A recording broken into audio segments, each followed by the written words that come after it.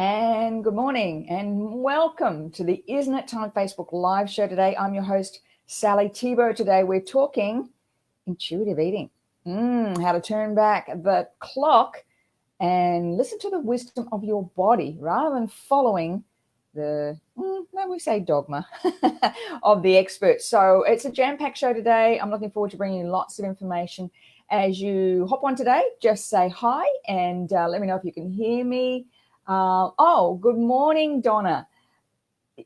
Tuning in with my daughter beside me. Oh, that's lovely. Okay, welcome to both of you this morning. Absolutely beautiful day here, a little bit cooler, which is lovely. And although, as I say that, I'm talking to my daughter in Vancouver this morning. Oh, great. Thank you, Donna. Yes, one of my favorite topics, I have to say. I was talking to my daughter in Vancouver this morning and I said to her, it's getting a bit chilly. And she came back with, really? How chilly? So it's all relative. It's all relative. I'm looking forward to a really powerful show today. And what I would really like to do is for you to let me know as we go along, any questions you have. As I mentioned before, we are always on a bit of a delay. So sometimes what you type doesn't actually come through to me for quite a while. And I often notice when I hop off that, you've commented and it hasn't come through. So bear with me this morning. Got lots and lots of stuff to share with you today. Also, today I'll be sharing some details of a brand new event coming up. And we'll do that at the end of the show. So let me just get everything sorted here. Everything sorted. Good morning. Alrighty. Intuitive eating. I have actually been practicing this, I counted about 23 years. I first started doing this in earnest, I guess, and I've kind of gone in and out of it. Good morning, Denise. I've kind of gone in and out of it over the years and always, kind of lost my belief in myself, my confidence in what I was doing, and I'd sort of go backwards. And it wasn't until I get myself back on track again and realize I've got to stop listening to all the experts and listen to the only expert that really matters in my life, and that's my body. Because intuitive eating is really honing in on your own inner wisdom that gets really messed up when we begin to doubt, we begin to question, we move into stress. We move into anxiety, and that's when we stop listening to our own bodies. So what is intuitive eating? Let me just go back and we'll do a little bit of a preface to this before we move on to how you do it. Intuitive eating is actually making choices from a physiological need, not an emotional one. Most of us make our choices daily based on emotion, based on how we feel, from what time we get up in the morning, to who we talk to what we watch, to what we believe, to what we how we act, all based on feeling. And so when it comes to food and caring for your body, it is always an emotion that drives the decision. Now, in the last couple of shows and the webinars that I did, good morning, Lisa. Lovely to have you here. The last couple of shows that I've done, we've been talking about some statistics. My background, I began as a fitness instructor way back in the last century, as my children like to remind me. I began in the fitness industry in 1979 when it was all great fun and a lot of excitement. And I taught for 15 years, all aspects of health and wellness within the fitness industry. And I opted out of the industry when I felt it wasn't meeting the needs of the people who were coming into the gym. Interestingly enough, I was on a podcast last week, listening to a podcast, and they were talking exactly the same thing, how the fitness industry has kind of lost its way as far as it's all been about fitness, but not about weight loss. And there's a massive change about to happen in that area. Part of the problem is that the fitness industry actually doesn't embrace emotion. It's all about mindset. And my absolute belief in this is if you understand what the triggers are, the body will release the weight it hangs on to in order to protect you. I'll say that again. That when you understand the emotion and you release it, the body will release the weight that it hangs on to protect you. There's two things that happen with intuitive eating. There's two aspects of it. One is the art, and it is an art. Good morning, Sally. Thank you. It is an art. It's an art. Intuitive eating is an art. It's creative. It's ongoing. It's something you don't just kind of get this and it just stabilizes and you never sort of have to work on it. You do. It's an art, like a piece of art. It's very unique to you. But it's a science as well. So part of intuitive eating is understanding the science behind nutrition, not a great deal, but a little bit, and then embracing that with the art. It's like a flow. I love it. It's kind of like the flow.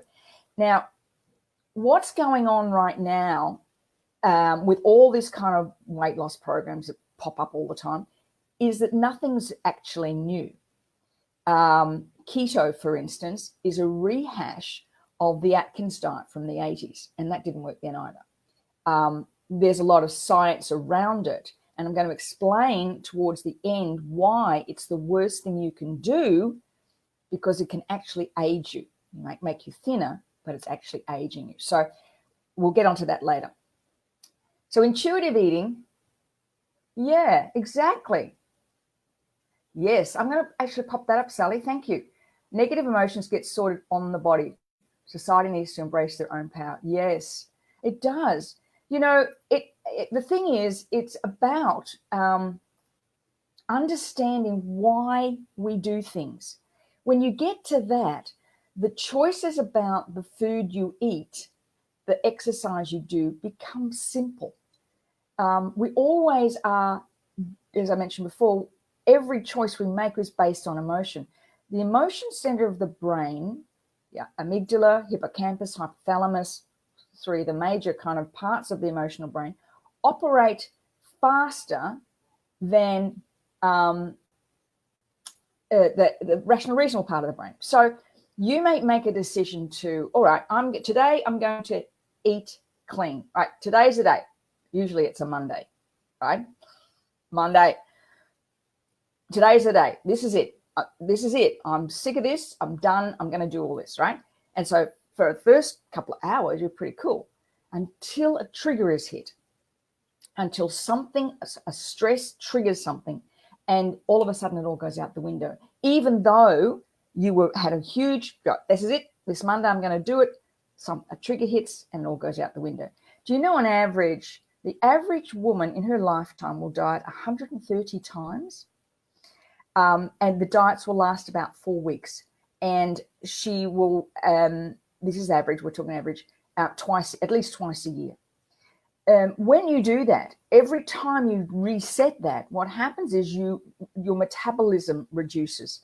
The mitochondria in the body, I've got a little bit about this, but the mitochondria stored in the muscles slows down because it's fearful of you going into kind of a starvation mode. And then when you start to eat, it hangs on to all the calories. That's why, you know, a lot of women sort of around the age of 50 and beyond, especially starting around the perimenopause and menopause state, will say, it's like everything I look at, I just put on weight, probably, because your metabolism is slowing down.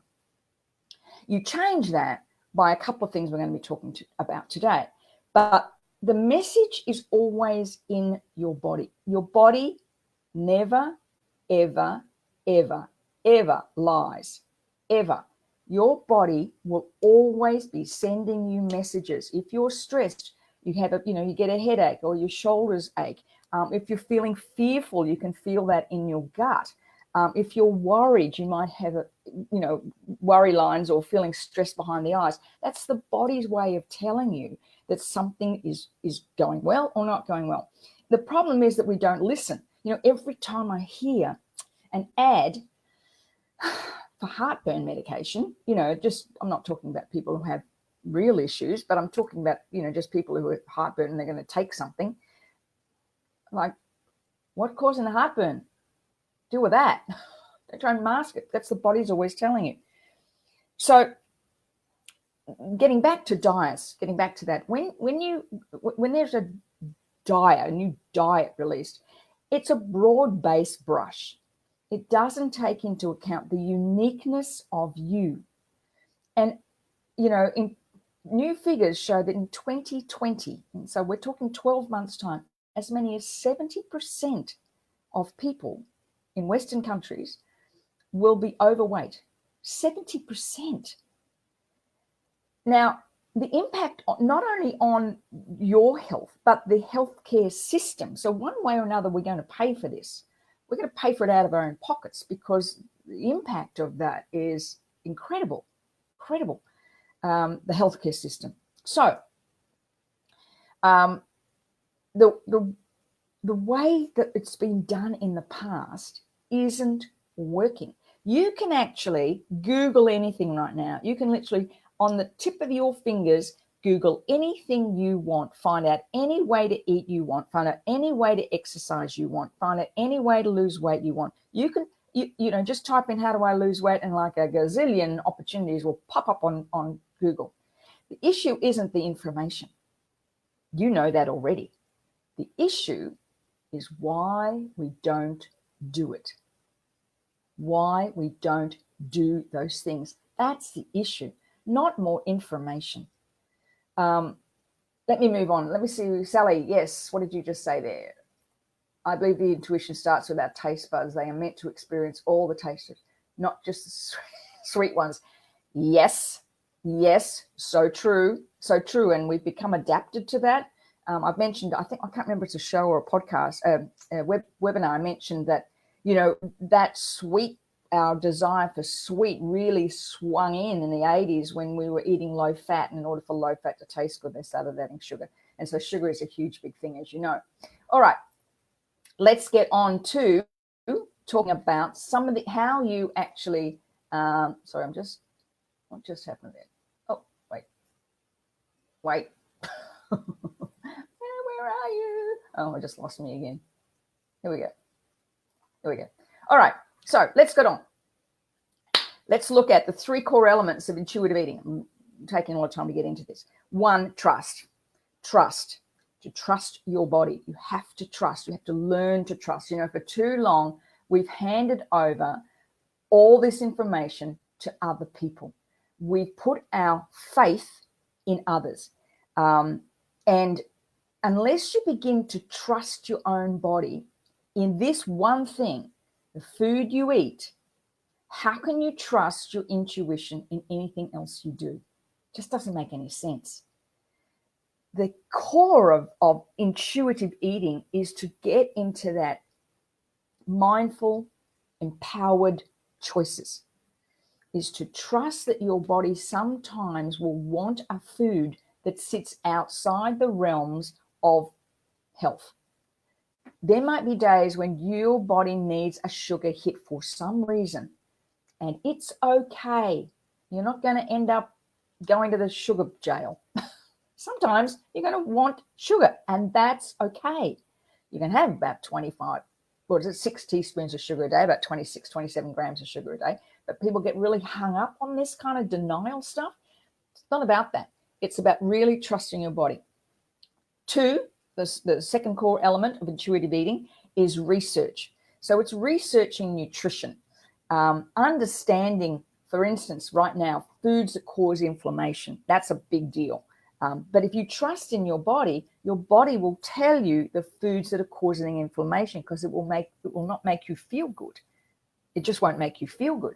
So it's about understanding, okay, this particular food causes inflammation, and I can see that because I can see that in my body. I've shared with people on this call before, that's how I picked up how dairy was not good for me after I'd had dairy all my life. But I realized one day when I saw videos of myself, and I was all puffy, and I'd never seen that before. And it wasn't until I went, oh, hold on a minute, wait a minute. Oh, when I eat cheese, that happens. And because I was a great cheese eater, let me tell you, King Island double cream brie. I could sit down eat a whole wheel of it in one sitting. And I would work out the next day and I wouldn't feel good. I'd feel gluggy, like I'd actually feel gluggy. So when understanding inflammation, understanding research, what do the things the body needs? Now, this is especially for as we get sort of 45, 50 and beyond, you want to look at foods and at exercise that actually are going to reverse the aging process, because that'll happen too. So you kind of need to understand all that, but there's no dogma. It's not about a one-size-fits-all model. It should never be that way. And then the third aspect is your beliefs, because we make those choices. Every single choice we make in life is based on a belief we have about ourselves and the emotion that underpins it.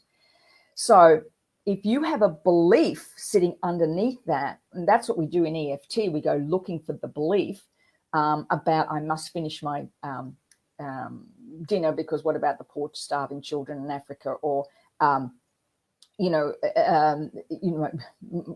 mother might have said I've slaved all day over a hot stove and you need to eat this, or you have to clean your plate up before you can have dessert. All those. Can you remember those things that you were told when you were a child about food, what's good and bad, and just even whether what's the food that you've reached for in times of stress that remind you of gentler, simpler times.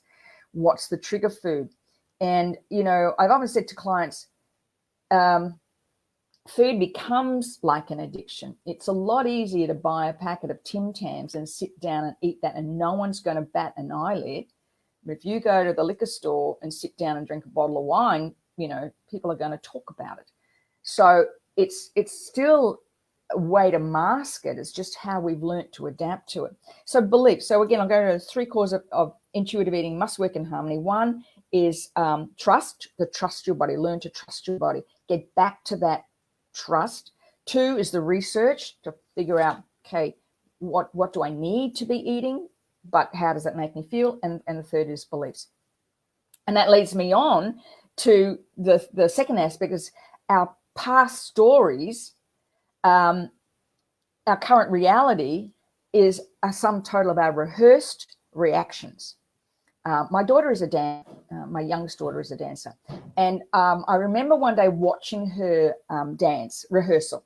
And they went over this one particular move, I don't know how many times in class. They're called fouettes. And it's where they go round and round on one foot, turn around. And she was just trying to master.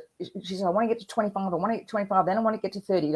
She's really mastered. I said, why? And she said, because when I do one on stage, I want it to be perfect. So when she's in a situation on stage, she knows that if fouette comes next, she can do it perfectly because she's done 30 or 40 or 50 in a row. Those rehearsed reactions we do too. They're things we consistently go back to without even thinking. And that's what picks up.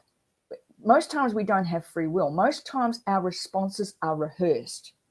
We've always done it. I was having a session with a young man during the week, and he said, I can't possibly do that till I have my coffee first. I said, what do you mean you have a coffee? He said, I've got to have my coffee. I said, why? Well, because I always have to have coffee when I wake up in the morning. Why? I kept digging. He said, because it makes me feel better. But why? It's a rehearsed reaction. I always have my coffee. Well, what if you didn't? I couldn't function. Maybe it's rehearsal. That's a rehearsed reaction. So with eating, as I mentioned earlier on in the beginning, eating is the ability to separate an emotional need, still with me, everybody? Emotional need from a physiological one. And as I said before, most of us don't make choices from our frontal lobes. We make choices from our emotions, and especially when it comes to food. It's simply a belief that served you. Now, I want to share quickly with you before we go on. You might be interested. I'm actually holding an event about this the end of May.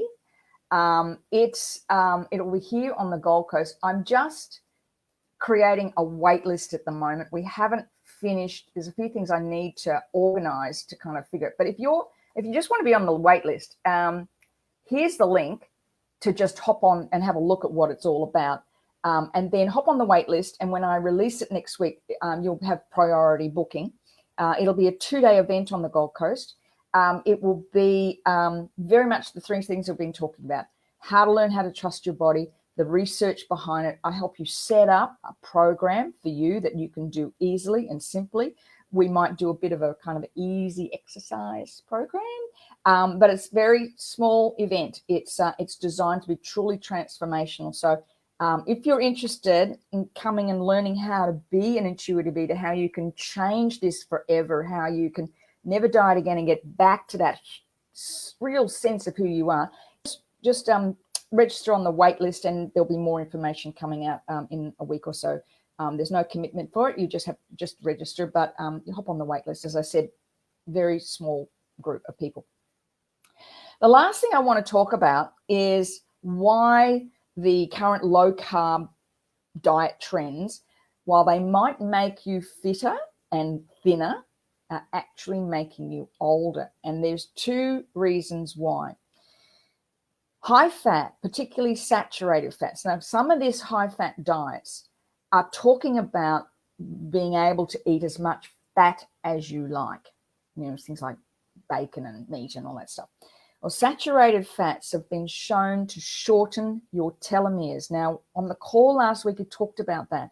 Telomeres are like the little plastic caps that sit on the end of our DNA. And as they shorten, the body's inability to rejuvenate, it becomes harder. We want to be doing things that lengthen the telomeres.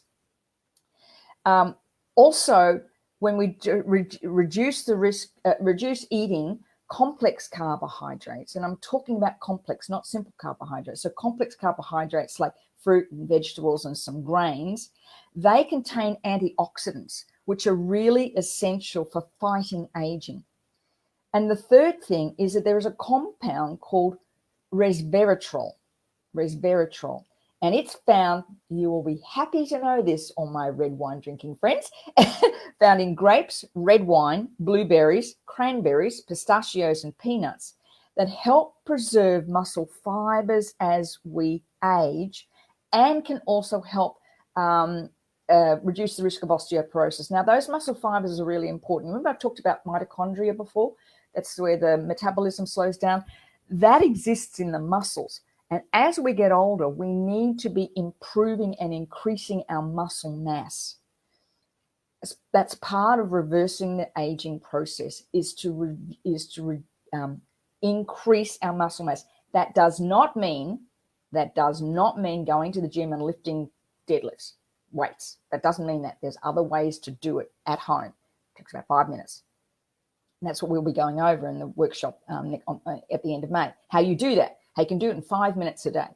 But it's essential that you are eating, and we go back to a Mediterranean style diet. This just keeps coming up over and over and over again in the research. In fact, there are places in the world they call the blue zones. And in those blue zones, people live to well into their 90s and into their over 100.